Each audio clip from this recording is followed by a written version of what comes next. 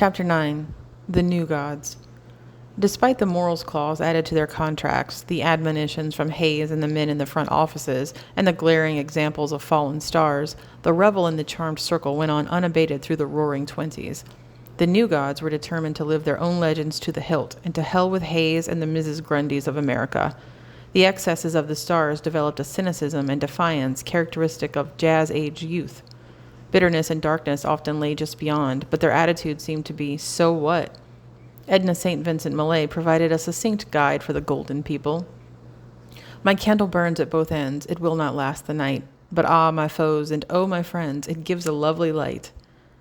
Oh, the parties we used to have, Gloria Swanson later recalled. In those days, the public wanted us to live like kings and queens, so we did, and why not? We were in love with life. We were making more money than we ever dreamed existed, and there was no reason to believe it would ever stop. While their foes fulminated, the Hollywood in-crowd whooped it up in an atmosphere of staggering luxury.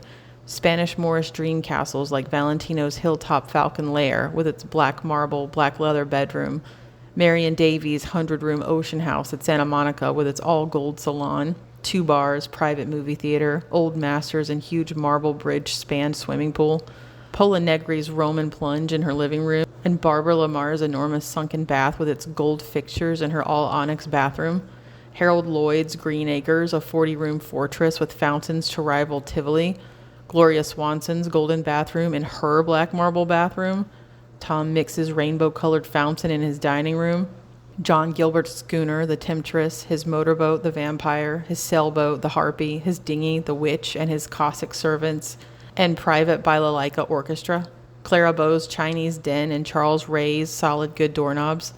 If Wally Reed's Robin's Egg Blue McFarlane was no longer seen cruising down Sunset, there was enough gaudy horsepower to take its place. Clara Bow in her red Kissel convertible with chow dogs to match, Valentino's custom-built Voisin Tour with its coiled Cobra radiator cap, Mae Murray's canary yellow Pierce Arrow or more formal white Rolls-Royce with liveried chauffeur and ever-present Borzoi, Olga Petrova's purple Packard touring sedan, Gloria Swanson's leopard-upholstered Lancia. It was a time when Joseph Urban boudoirs were soaked in Shalimar, when $3,000 Parisian beaded gowns lasted the life of one party, when sex came served in Arabian Nights splendor, when money came in by the bushel and went out by the fistful, when liquor was clandestine but plentiful, and any star could buy the key to an artificial paradise. The stars worked hard all week. Bedtime was usually at 10 to be ready for early morning calls. Weekends were wild, however. As if dressing up under the Klieg lights all week long wasn't enough, a favorite divertisement was the costume party. Characteristic was Marion Davies' 1926 costume ball held in the Ambassador Ballroom, which had been transformed into a lavish Hawaiian scene for the occasion. Mary Pickford came as Lillian Gish in La Boheme. Douglas Fairbanks was Don Q, son of Zorro. Charlie Chaplin was Napoleon. Jack Gilbert came as Red Grange in football togs and red wig. Lillian Gish was one of Jane Austen's heroines. Bebe Daniels came as a Silver Lamé Joan of Arc. Madame Eleanor Glynn was Catherine of Russia. Marshall Nealand and Alan Dwan came disguised as the bearded Smith brothers of cough drop fame. While Miss Davies herself appeared in the costume of a 19th century belle, John Barrymore was such a realistic tramp he was almost refused admission.